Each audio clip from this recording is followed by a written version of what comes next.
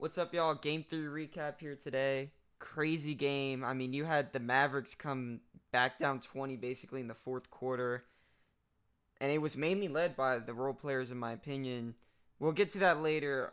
So, right now, we're just going to get into the main stuff I see here off the box score, and then I'll look at my notes and we'll go over all that stuff. So, Jaylen Brown, amazing game, 30 points, 12 for 22 from the field. Looked really aggressive. I loved how he played. 8 assists, 8 rebounds. Only thing he could really improve on here is 2 for 9 from 3. But overall, he played amazing. I mean, you can't really ask more from a second player. Well, I mean, if you even consider him a second player, because right now, in my opinion, he should get Finals MVP over Jason Tatum if they do win. Speaking of Tatum, going into his stats today, 31 points, 6 boards, 5 assists, 11 for 26 from the field. He definitely looked a lot better and a lot more confident in this game than games 1 and 2, which is funny in my opinion because it seems like I feel like you would play better at home than away, but I don't know with these guys. I'm not in the NBA, so still very interesting to watch. Al Horford, 36 minutes, 8 points, 5 boards, 2 assists, 2 steals, 1 block. I mean, he did his job. You know, he's not going to go out there and get you 30 points like Tatum or Brown. He spaced the floor pretty well, in my opinion, and he opened opportunities for Brown and Tatum to attack. Okay, now looking at Derek White, we got 41 minutes, 4 out of 10 from the field. Not horrible. Actually, a little below, you know, what you would expect from Derek White, but not too low at all, honestly. 5 boards, 4-6, 16 points. Really stepped it up in the fourth. He had a couple clutch shots that really sealed the game and kind of just drained the Mavs' hopes of coming back. Drew Holiday here, also just super underrated, making clutch play after clutch play. He had that one left-hand pass to Derek White at the top of the key, splash to 3. I mean, you can't really ask for much more out of Drew Holiday in this game. Looking at the bench here, so obviously no Kristaps, so minutes got distributed to Xavier Tillman, who didn't do horrible. He made a 3, which is not Xavier Tillman like at all. It was actually his first 3-point attempt, I think they said, of the playoffs. So, kind of unlucky for the Mavericks there. Sam Hauser, 3 for 4 from 3. He was looking good, especially in that first quarter. I think it was like 3 for 3. Peyton Pritchard still struggling a little bit, but if you got Jaylen Brown, Jason Tatum, if you got everyone else playing well, then it's alright if you have one dude going off or having a rough night. Looking at the field goal percentage here, 46.3%, 37% on threes, 93% from the line. That's very important. Limited the turnovers, only at 9, if I'm looking at that right. Yep, only 9 turnovers, which is pretty good. I mean, down the stretch, they definitely made a lot of plays to seal this one. Looking at the Mavs, so we still don't really have much production out of Derrick Jones Jr. Only taking 2 shots, 1 3-pointer. He just, I think it's rough. They gotta look to try to get him more involved, but it's hard whenever the only thing he can really do is catch and shoot corner threes and catch lobs. In my opinion, he doesn't look to create for himself off the dribble.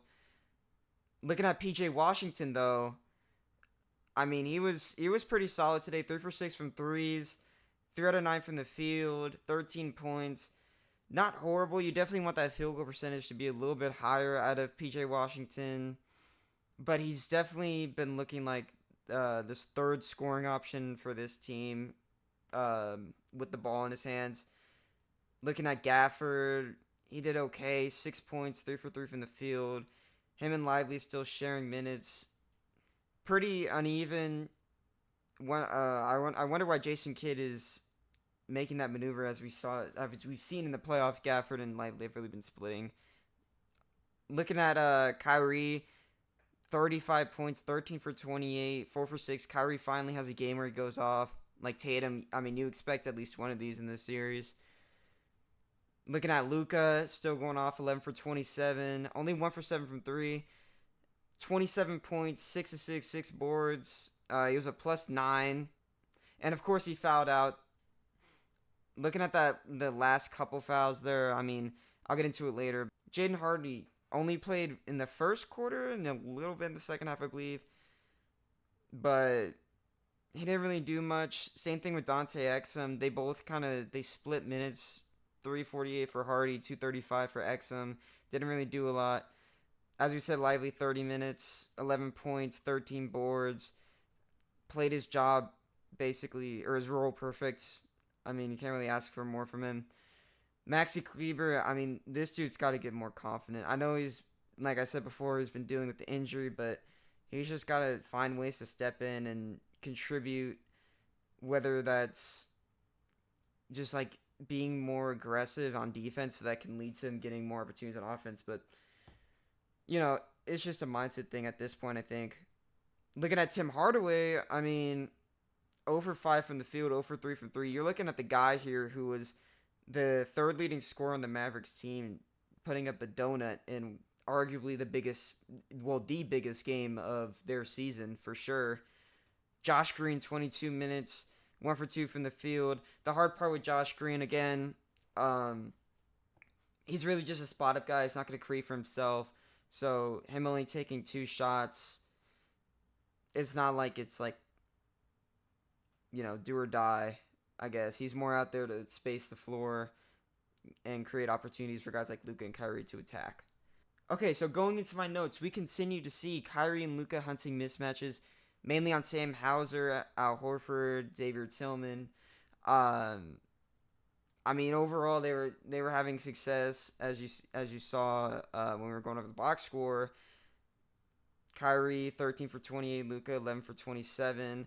Luka definitely could have stepped it up from 3, only 1 for 7. I think some of the threes you're taking were pretty contested, but I mean, that's just a Luka shot in general. Looking at Kyrie was really taking advantage whenever he got Al Horford or Xavier Tillman on him. He'd always take him to the basket, and I think that that's very important because I believe I said this in the Game 1 recap, but the reason why the Celtics are okay with switching on Luka is because he's slow and, he's not as fast as Kyrie. And so that's why the Celtics really want to contain Kyrie with Drew Holiday or whoever they have guarding him. And so switching Horford onto Luka is fine for the Celtics because, he can at least hold him to a contested 3 or something, which we saw a lot of. And it's probably why he went 1 for 7 tonight. On top of that, we also talked about Tim Hardaway Jr. and Josh Green getting increased minutes here. Going a combined 1 for 7 is not the best. I think Jason Kidd, I can't tell if he's still trying to figure out like what to do against the Celtics, who to play, who's playing really well. Because right now it just seems like Luka and Kyrie are the 2 guys going at them. And it seems like, everyone else is just kind of spacing the floor, getting ready for an opportunity to shoot the ball, or they're playing Derek Lively / Gafford roles where they're just, under in the dunker spot, waiting for a lob, getting rebounds, just doing their job. I want to reiterate, the Celtics' beautiful offense. So the Celtics, honestly, just like looking as a fan, if you just love basketball, their offense is amazing. I mean, they pass the ball around. They have really great ball movement. They have everyone's unselfish. They're looking for the best shot. Everything that you want really out of a basketball team. So it was just a note I made. I mean, it's been going on throughout the season and the series, but just something I really want to pick up on throughout this game. Also, Lively looked a lot more energetic. There were a couple hustle plays he made. And also talking about the center role, no Porzingis for the Celtics. There was a lot less rim protection here. So looking at the Celtics, they had 6 blocks, which is still a lot actually, but it didn't seem like. By what I mean by rim protection is not only blocks. I also mean like deferring different shots. So I think that's why Kyrie actually did really well, because Kyrie was able to attack the rim and he was able to get to like his spot where he wanted to shoot the ball off the backboard. Without Porzingis being there, it's kind of hard for his shot to be deterred. And then on top of the Celtics offense, we also saw how good they are at keeping their advantages. So what I mean by that is when they do like a drive and kick opportunity or a drive and kick, for example, or a help defender hedges too much or whatever, they always attack the next gap and they just keep that advantage going until they get a good shot. And I think we saw that a lot this game. Jaylen Brown's third quarter, he had 15 points. I mean, that's one of the main reasons they won. Jaylen Brown had a spectacular game. Especially, we saw the dunk at the end of the third quarter. That really just fueled the energy for the Celtics. But I mean, overall, the Celtics outscored the Mavericks 35-19. And I think this game really, I mean, basketball is a game of runs, right? And the Celtics just had more mini runs. They had more 8-0 runs, 7-0 runs, 9-0 runs. Every time you look at the TV, every couple minutes, you would see Boston Celtics 8-0 run in the last 2 minutes, right? So I think that the Mavericks, they almost came back with that giant run they had, but if they just kept on stacking on mini runs, then they would have definitely had a better chance to come back and win this game. I also think the Mavericks came up because, the Mavericks started to come back because of their supporting cast stepping up in the fourth, to be honest with you.